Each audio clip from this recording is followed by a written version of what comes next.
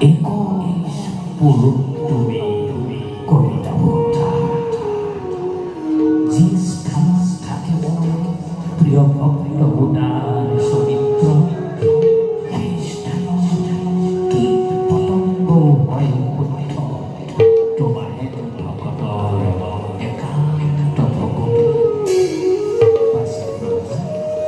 তোমাৰ ৰহস্য চিৰদিন থাকিব তোমার আমার কথা ভবিষ্যতে শুনে যিটো ধরে সিও পাব মুক্তি সিও পাব মুক্তি অনায়াসে অবাচাপ্ৰহ্লাদ তোমার আমার কথা ভবিষ্যতে শুনে যিটো ধরে সিও পাব মুক্তি অনায়াসে।